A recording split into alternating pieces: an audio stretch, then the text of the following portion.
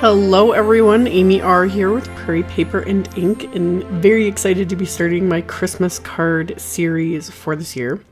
So for my first video, I am using the Studio Katia Mary Poinsettias stamp set. This one has been sitting at the top of the pile since I started amassing all of the Christmas stuff that I want to create with this year. So I have a large piece of Canson XL watercolor paper in my MISTI.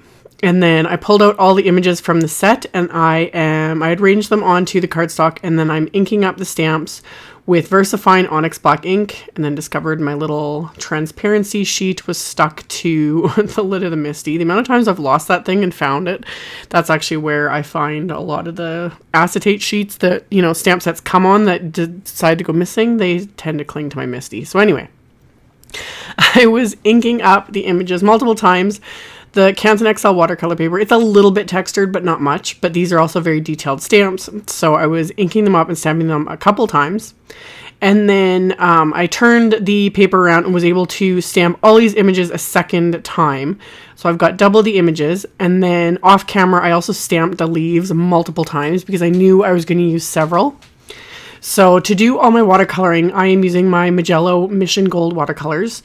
And I was kind of just playing around. I cleaned off the palette itself so that I had place, to mix up colors, but ended up not really mixing colors at all. I was looking at these two reds here and ended up going with the brighter red for the actual petals of the poinsettias.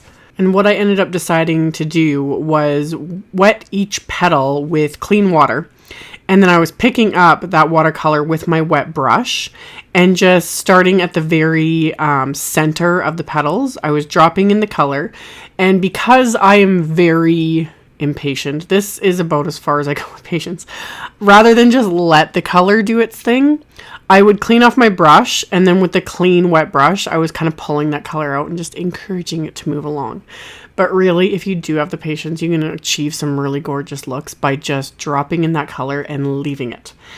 But I don't have that patience, so I assisted the color. These are actually really easy to color in a sense that they're not layered with a bunch of other images, These are all just petals that are all basically the same color. I'm using the same color watercolor. So even though I did all the smaller ones all at once because they're not touching, and then went on to do the larger ones. So I did that at first because in my head I had these grandiose ideas of really letting things dry and doing fabulous layers and all that kind of stuff. But by the time I finished all of them and went on to the second layer, I was done with, being all patient and everything else. So that's when I just mixed up the two reds together and would just lay them down and then pull out the color. I just kind of went to town on it because I wanted to get these done. And as always, I've got 5 million other things on my plate. But it still worked. So I would just, after that first layer had completely dried, so it did give me a little bit of a base. And then I went in with those two reds kind of mixed together, laid those down more towards the center of all the petals, and then would clean off my brush and pull out the color. So then for the little berries on the branches, I used the darker red to paint those. And then for all the leaves, I did kind of the same idea. I went and used just clean water, and then I dropped in the first green, pulled it out, let that completely dry, and then I went in with a darker green, painted that on, pulled that out, and then let it dry. And then I painted in the little branches with a little bit of brown. And then for all the flower centers, I started off with that kind of mustard color, and then I added a little bit of brown and did a little bit of a second layer just to give it a bit more definition. And then, of course, if anyone knows me, knows I like my Copic opaque white for my splatter. I have to add splatter. So I made sure everything was dry. You definitely want whatever you're splattering on, it needs to be dry. Otherwise, you're going to end up with just smears and not actual defined splatter. So everything's completely dry. I picked up some of the Copic opaque white, just put it on an acrylic block, and then thinned it down a bit with water. And then I just take my paintbrush and flick it against the edge of the acrylic block to create my splatter. And I always use just a random cheap brush from my stash. I'd used a silver size, I think it was a size 4 brush. Yeah, silver size 4 for the actual watercoloring, but for the splatter, I just used a cheapy brush from my stash just because it's a little bit harder to clean out and I don't want to risk wrecking my more expensive brushes. So, again, let the splatter completely dry.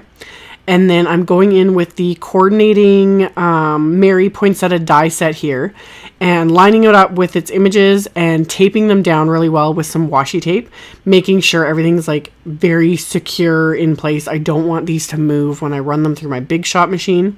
So I die cut all of the images. And then I die cut some gold foil cardstock with the Mary word die that comes in that coordinating die set. So I die cut that so it's all foiled and gorgeous and fabulous. And then I also die cut some Kraft cardstock with the large rectangle dotted die from the Studio Katia Dotted Patterns Set 1 die set.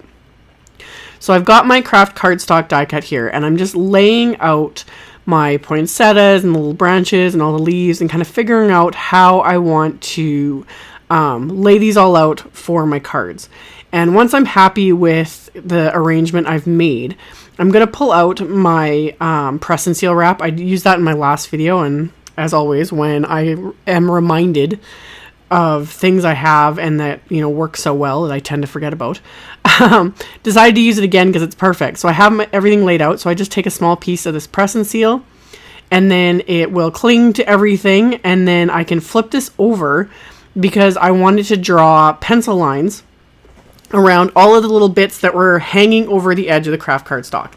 Now a person could have the images more inside this Kraft rectangle, or you could cut these off. I didn't want to cut them off, so I used a pencil just to mark these lines so that when I add adhesive, it's not going past those lines and oozing out everywhere.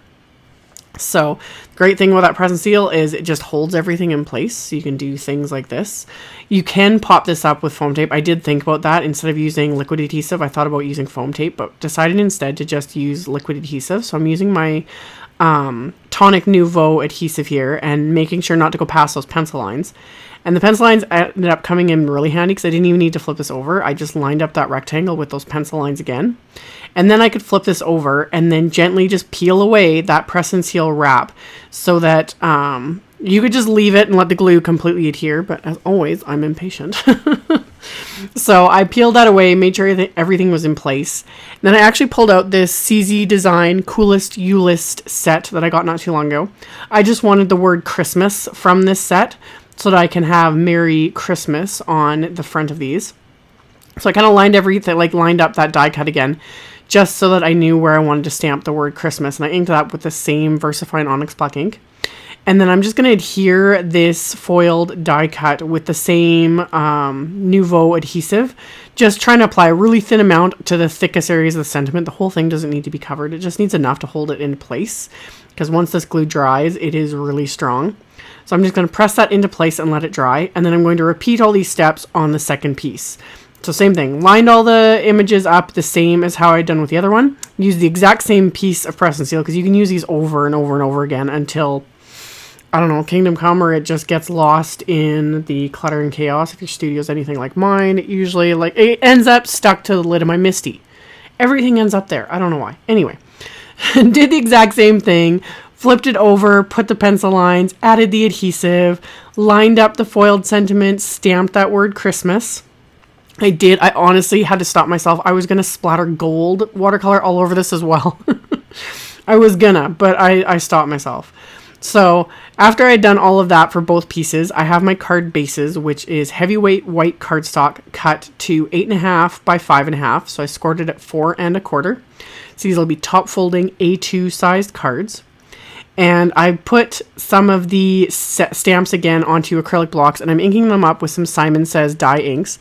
So I'm using the Schoolhouse red, or no, lipstick red ink here. I think it was lipstick red. Yes, lipstick red ink for the poinsettias. Then I actually just ran the coordinating die through with just some copy paper because I didn't need it to be like held in place. But I wanted to use that just as a mask so I could stamp the leaves and they weren't layered all over each other, you know, the lines running over each other. So I just had that copy paper die cut just to kind of mask off those poinsettias so that I could stamp the leaves. And then I inked up the little branch. And I didn't realize this until I'm like right now editing this video. I inked it up first with Schoolhouse Red ink, and then without even thinking, I inked up with a green. I noticed when I stamped it, I was like, that looks really brown, which actually works. You know, you ink it up in red and then ink it up with green. It does look more brown, but I didn't even notice I'd done that until editing this video. So stamped the little branch in the mixture of inks. Again, it just worked. And then that finished off the inside of my card. And I thought about adhering the Kraft rectangle here just flat to the card base, but instead decided to pop it up with some foam tape just to give it that little extra bit of dimension. And then rather than do my gold watercolor splatter, I pulled out the gold foil confetti from Studio Katia, which is perfect because it just being a foil finish, it matched the Mary die cut perfectly. So I was very liberal with this confetti because it was so pretty and I couldn't stop myself, and I'm just getting in the mood for Christmas. So I adhered them into place with more little dabs of the Nouveau adhesive, and I just used my little jewel picker to press them into place. And that finished off my cards. So as always, I will have a link below the video to my blog post. There will be pictures in the blog post, links to all the supplies used, etc., etc. So just check out the description box below the video if you're interested. Thank you all so much for watching and subscribing and thumbs upping and commenting on my videos. And I will be back very soon with another one. Bye.